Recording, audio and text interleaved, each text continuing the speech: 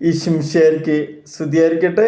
യേശു നമ്മളെല്ലാവരെയും സമ്മർദ്ദമായി അനുഗ്രഹിക്കട്ടെ. നമുക്ക് സുവിശേഷത്തിലെ വിശുദ്ധ മർക്കോസിൻ്റെ സുവിശേഷത്തിലെ 5-ാം അധ്യായത്തിലെ 21 മുതൽ 24 വരെ വചനങ്ങൾ വായിക്കാം.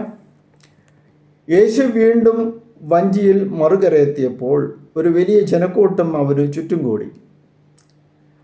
അവൻ കടൽ തീരത്ത് നിൽക്കുകയായിരുന്നു.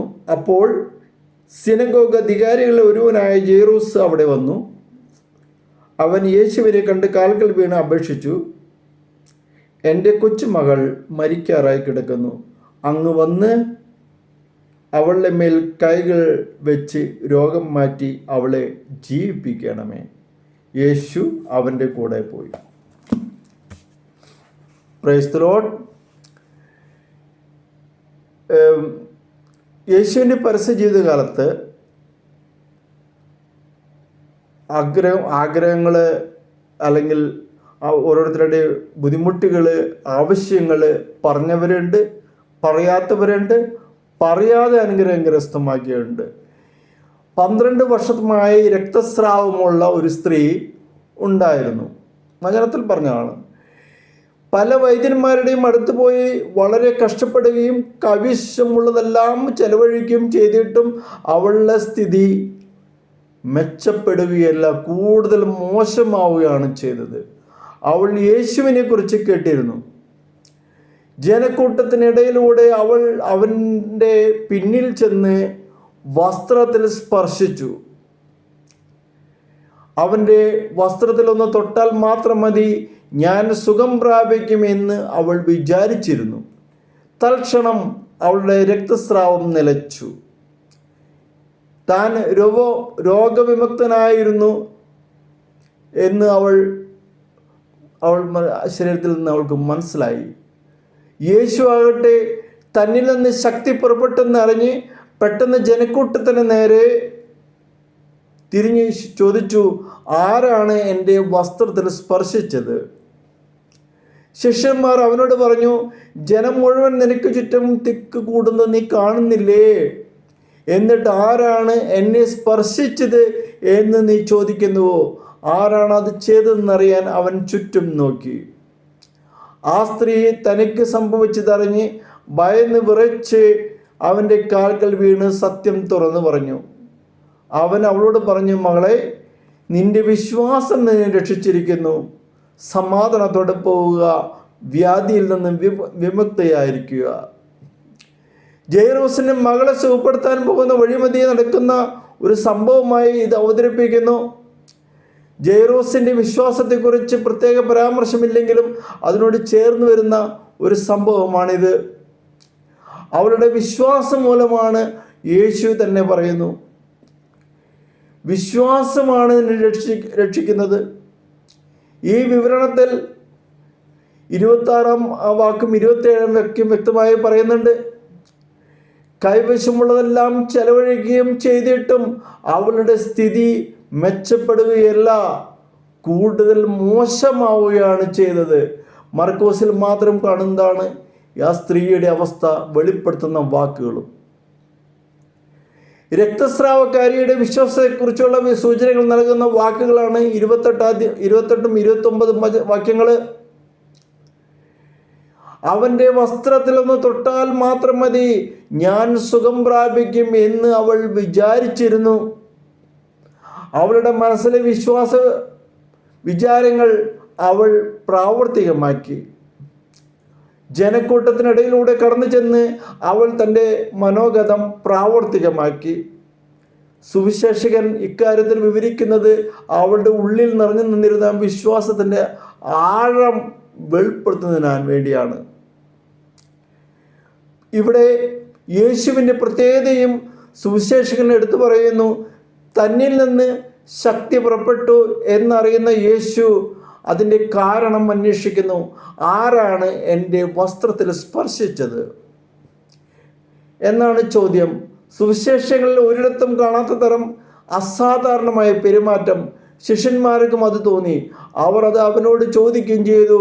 യേശുവിൻ്റെ ഈ അസാധാരണ പെരുമാറ്റം ഗ്രന്ഥകർത്താവ് രേഖപ്പെടുത്താൻ കാരണം സംഭവത്തിൻ്റെ പ്രാധാന്യം സൂചിപ്പിക്കാനും സർവ്വജനങ്ങളുടെയും മുന്നിൽ ഭയം കൂടാതെ വിശ്വാസത്തിൻ്റെ അനുഭവ സാക്ഷ്യം പങ്കുവെക്കേണ്ടതിൻ്റെ ആവശ്യകതയും കാണിക്കാനായിരിക്കാം. വിശ്വസിക്കുക, വ്യാധിയിൽ നിന്നും വിമുക്തനായിരിക്കാം. ഇതാണ് യേശു പറഞ്ഞത്. നാം നമ്മുടെ എല്ലാ ദുഃഖങ്ങളും യേശുവിൻ്റെ മുമ്പിൽ വിശ്വാസത്തോടുകൂടി സമർപ്പിക്കുക.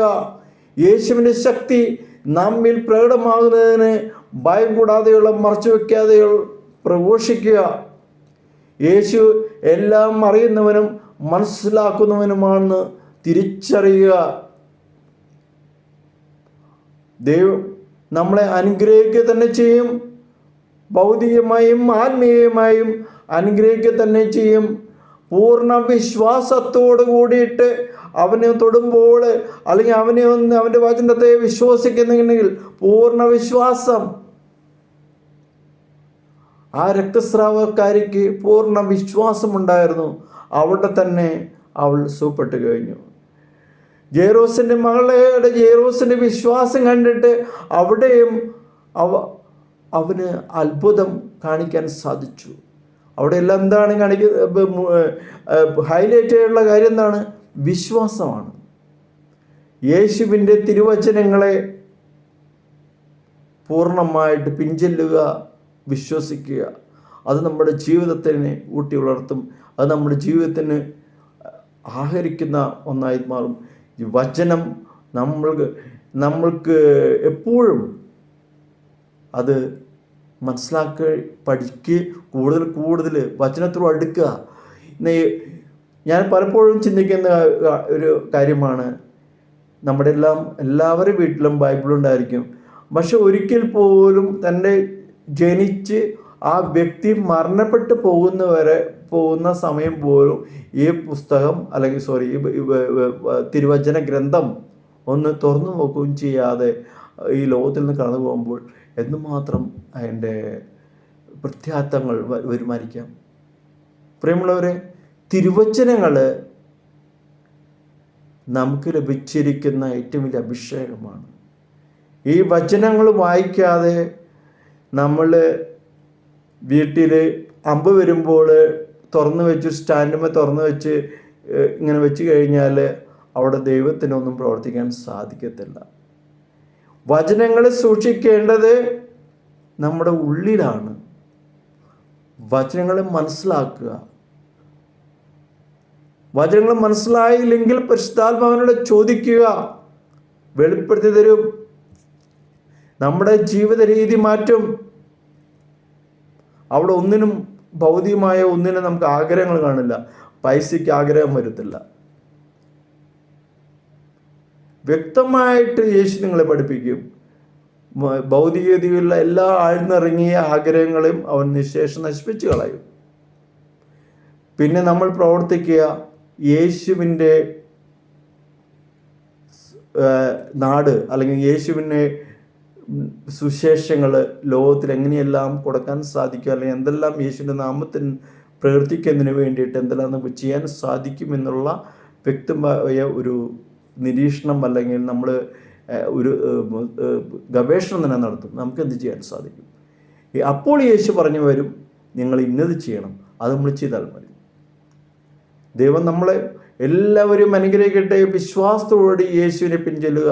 ദൈവം നമ്മളെ അനുഗ്രഹിക്കട്ടെ. കർത്താവായ ദൈവമേ, വിശ്വാസത്തോട് കൂടിയിട്ട് ആ രക്തസ്രാവക്കാരി സ്ത്രീ നിന്നെ വിശ്വസിച്ച പോലെ പൂർണ്ണമായിട്ട് നിന്നെ വിശ്വസിക്കാനും നിൻ്റെ വചനങ്ങൾ പൂർണ്ണമായിട്ട് ഉൾക്കൊള്ളുവാനും ഞങ്ങളെ അനുഗ്രഹിക്കണമേ, ഞങ്ങളെ ആശീർവദിക്കണമേ.